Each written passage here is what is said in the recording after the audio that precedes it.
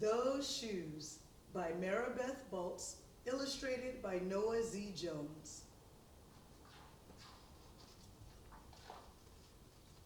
Those shoes. I have dreams about those shoes. Black high tops, 2 white stripes. Grandma, I want them. There's no room for want around here, just need, Grandma says.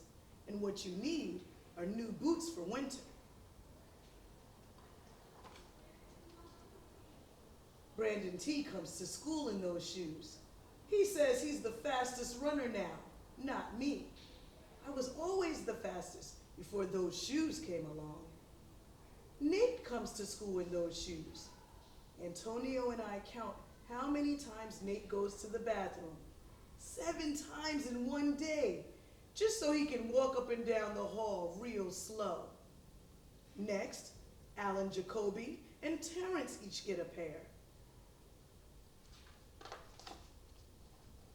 Then one day, in the middle of kickball, one of my shoes comes apart. Looks like you can use a new pair, Jeremy, Mr. Alfrey, the guidance counselor, says. He brings out a box of shoes and other stuff he has for kids who need things. He helps me find the only shoes that are my size. Velcro, like the ones my little cousin Marshall wears. They have an animal on them from a cartoon I don't think any kid ever watched.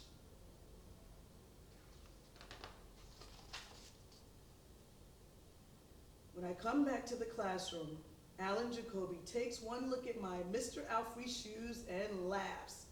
And so do Terrence, Brandon T, and everyone else. The only kid not laughing is Antonio Parker. At home, Grandma says, "How kind of Mr. Alfrey." I nod and turn my back. I'm not going to cry about any dumb shoes.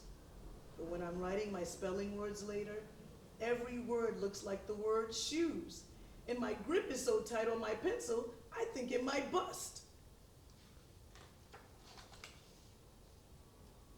On Saturday, Grandma says, "Let's check out those shoes you're wanting so much." I got a bit of money set aside. Might be enough, you never know. At the shoe store, Grandma turns those shoes over so she can check the price. When she sees it, she sits down heavy. "Maybe they wrote it down wrong," I say. Grandma shakes her head. Then I remember the thrift shops.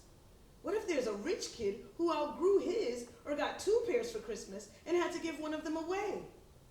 We ride the bus to the first thrift shop. Black cowboy boots, pink slippers, sandals, high heels, every kind of shoes except the ones I want. We ride the bus to the second thrift shop. Not a pair of those shoes in sight. Around the corner is the third thrift shop. I see something in the window.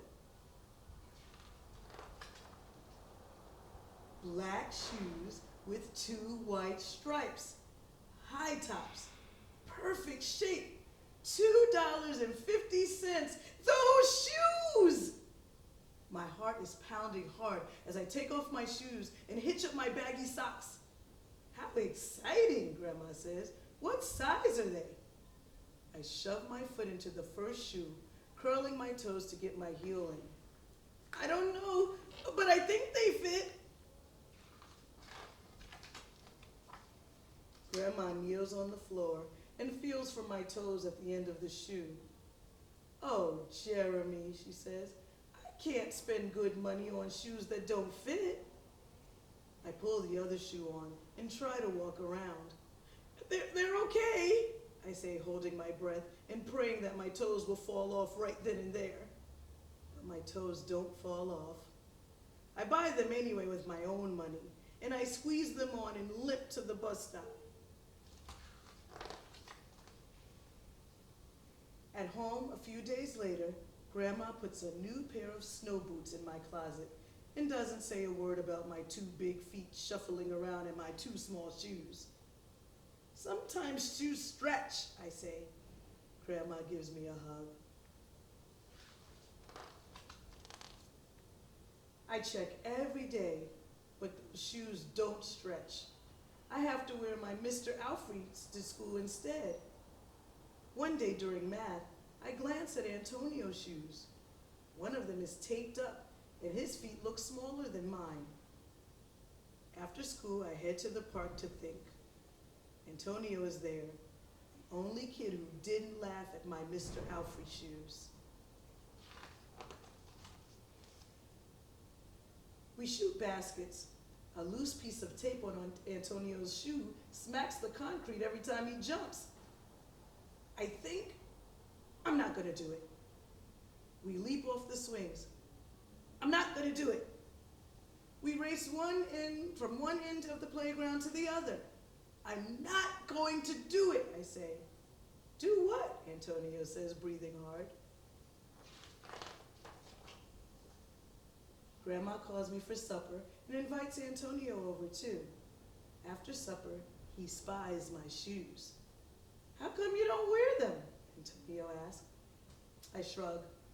My hands are sweating. I can feel him wishing those shoes were his. That night, I am awake for a long time thinking about Antonio. When morning comes, I try on my shoes one last time. Before I can change my mind, the shoes are in my coat. Snow is beginning to fall as I run across the street to Antonio's apartment. I put the shoes in front of his door, push the doorbell, and run.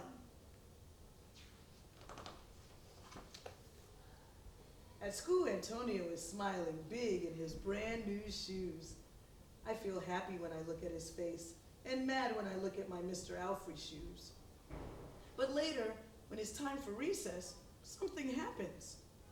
Everywhere there is snow. Leave your shoes in the hall and change into your boots, the teacher announces. Leave your shoes in the hall. It's then I remember what I have in my backpack. New boots!